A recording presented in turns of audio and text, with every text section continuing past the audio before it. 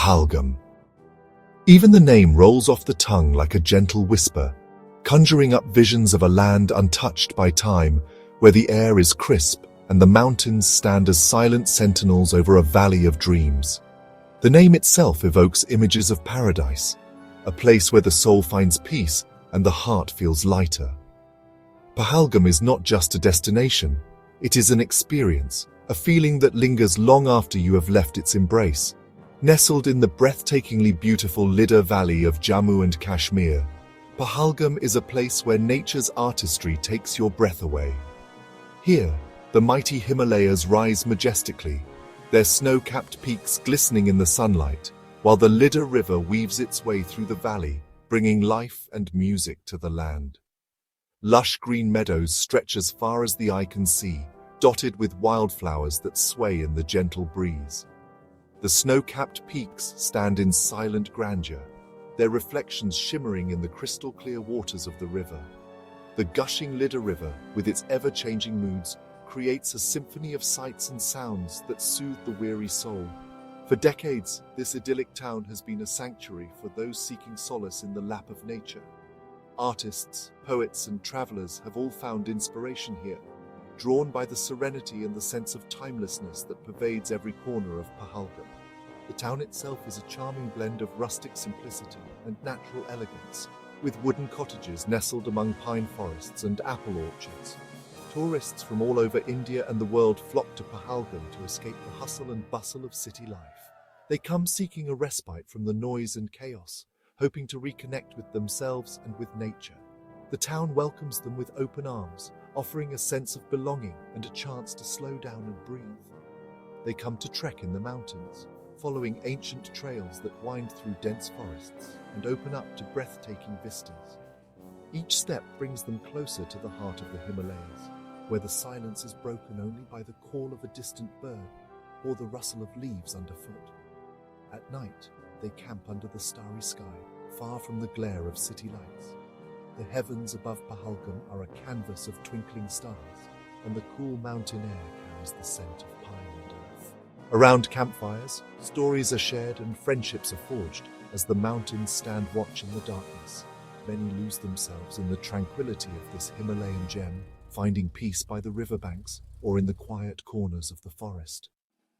The gentle murmur of the Lidar River becomes a meditation, and the vastness of the landscape invites reflection and renewal. In Pahalgam, time seems to slow, and the worries of the world melt away. But on April 22nd, 2025, the tranquility of Pahalgam was shattered, and its idyllic beauty marred by a heinous act of terror. The echoes of that day still linger, a stark reminder that even the most peaceful places are not immune to the darkness that sometimes visits our world. The very heart of this paradise was stained with the blood of innocence. The laughter of children was replaced by screams of terror, and the serenity of the mountains echoed with the sound of gunfire. This attack on Pahalgam was not just an attack on a place, it was an attack on the very soul of Kashmir, a stark reminder of the violence that has plagued this region for far too long. The sun shone brightly on April 22nd, casting a warm glow over the Baisaran meadow, a popular spot near Pahalgam. Tourists, mostly Hindu pilgrims on their way to the Amarnath Yatra, were enjoying the scenery, taking pictures, and soaking in the beauty of their surroundings. It was a day like any other, filled with the promise of adventure and joy. At approximately 2:30 p.m., the idyllic scene was shattered. In the early evening, as the golden light filtered through the towering pine trees of Kashmir, a sense of calm hung over the landscape.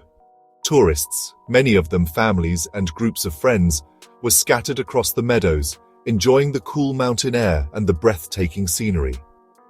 Suddenly, that tranquility was shattered. Multiple gunmen, believed to be between 2 and 3, emerged from the cover of the surrounding pine forests. Their movements were swift and calculated, as if they had been watching and waiting for the perfect moment to strike. Armed with automatic weapons, the attackers wasted no time. Without warning, they opened fire indiscriminately on the unsuspecting tourists. The sharp staccato bursts of gunfire echoed through the valley, sending people scrambling for cover. Some tried to shield their loved ones, while others froze in terror, unable to comprehend the sudden eruption of violence. The gunmen showed no mercy, targeting anyone in their line of sight, their faces obscured by scarves and shadows. The peaceful meadow, moments before filled with laughter and the sounds of children playing, was instantly transformed into a scene of chaos and carnage. Screams pierced the air as people ran in every direction, desperate to escape the hail of bullets. The ground, once lush and green, was soon marred by blood and abandoned belongings. Emergency responders, alerted by the gunfire, rushed to the scene, but the scale of the attack was overwhelming. Witnesses later recounted the horror of those moments. Many reported hearing the attackers shout Islamic slogans as they fired, their voices rising above the chaos. The bullets tore through the air, ripping apart families and claiming innocent lives in an instant. Survivors described the confusion and terror, the desperate attempts to find shelter, and the heartbreaking cries of those who had lost loved ones.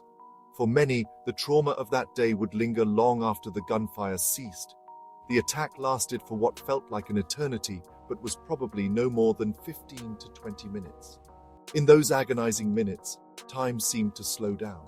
Every second was filled with fear and uncertainty, as people hid behind rocks, trees, or anything that might offer protection. The relentless sound of gunfire was punctuated only by the cries for help and the frantic shouts of those trying to organize an escape. The sense of helplessness was palpable as the meadow became a battleground. In that short, horrifying span of time, the terrorists unleashed a barrage of bullets, leaving a trail of death and devastation in their wake. Vehicles parked nearby were riddled with bullet holes, the ground stained with blood, and personal belongings, bags, shoes, toys, were scattered across the grass, silent witnesses to the violence that had erupted so suddenly. The aftermath was a grim testament to the brutality of the attack, with survivors and first responders struggling to comprehend the scale of the tragedy. Before security forces could arrive, the attackers melted back into the dense forests, disappearing as quickly as they had appeared. They left behind a scene of unimaginable horror, a once peaceful meadow now marked by loss and grief. The echoes of gunfire faded, but the impact of the attack would haunt the survivors and the community for years to come, a stark reminder of the fragility of peace in this beautiful but troubled land. The aftermath of the attack was a scene of utter devastation.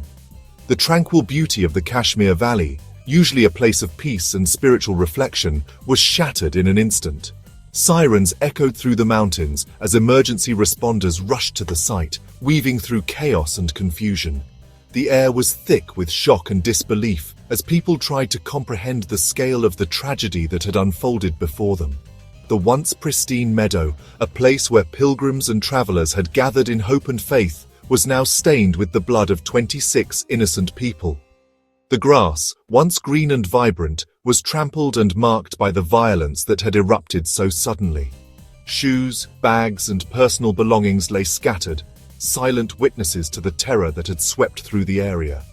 Among the dead were tourists, mostly Hindu pilgrims from various parts of India, who had come seeking blessings and solace.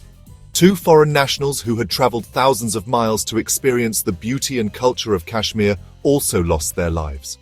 And 2 local Kashmiris, who had welcomed visitors to their homeland, were caught in the crossfire. The tragedy touched people from all walks of life, uniting them in grief and disbelief. The stories of the victims are heart-wrenching. Each life lost was a world in itself, a parent, a child, a friend, a dreamer. Families gathered to mourn, lighting candles and holding vigils, their faces etched with sorrow and disbelief. The pain of their loss rippled through communities, leaving a void that could never truly be filled. Lieutenant Vinay Narwal, a young Indian Navy officer on leave from Haryana, was among those killed. He had served his country with honor and dedication and was looking forward to a brief respite with his loved ones. His dreams, like those of so many others, were cut short in a senseless act of violence. His sacrifice was honored with a military funeral, attended by grieving family, friends, and fellow officers who remembered his courage and kindness. He was looking forward to spending time with his family in his hometown, but was tragically cut down in his prime. His absence left an emptiness at the family table, a silence that spoke louder than words. For his parents, siblings, and friends, the loss was immeasurable, a future filled with promise, now forever out of reach. Yet even in the midst of such darkness, acts of courage and compassion shone through. Local Kashmiris, despite their own fears, rushed to help the wounded, offering water, shelter, and comfort. Volunteers and medical staff worked tirelessly, tending to the injured and consoling the traumatized. Strangers became allies, united by a shared determination to help and to heal. Over 20 others were injured, some critically, their lives forever changed in a matter of moments. Hospitals filled with the wounded, as doctors and nurses worked around the clock to save lives and ease suffering. The resilience of the survivors, and the dedication of those who cared for them, became a testament to the human spirit in the face of unimaginable adversity. Many now bear the physical and emotional scars of that horrific day. Their recovery will be long and difficult, but their courage and the support of their communities offer hope. In the shadow of tragedy, the strength and compassion of ordinary people became a beacon of light, reminding us all of the power of unity and the enduring will to survive. Amidst the tragedy, stories of courage and compassion emerged. Local villagers, ordinary Kashmiri Muslims, rushed to the aid of the victims. Risking their own lives, they shielded tourists, carried the injured on makeshift stretchers, and transported them to hospitals. Their selfless acts of humanity shone a light of hope in the darkness of that day. The following day, the shadows of the attack deepened as a group claiming to be the Resistance Front, or TRF, took responsibility for the carnage. This group, widely believed to be an offshoot of the Pakistan-based terrorist organization Lashkar-e-Taiba, or LT, issued a chilling statement justifying their actions. Their justification was as twisted as it was chilling. They cited India's domicile policy, which grants residency rights to non-locals in Jammu and Kashmir, as the reason for the attack. They accused Hindu outsiders of altering the demography of Kashmir, attempting to paint a picture of a manufactured threat. This claim, however, was widely seen as a flimsy attempt to mask their true intentions, to spread terror and incite communal violence.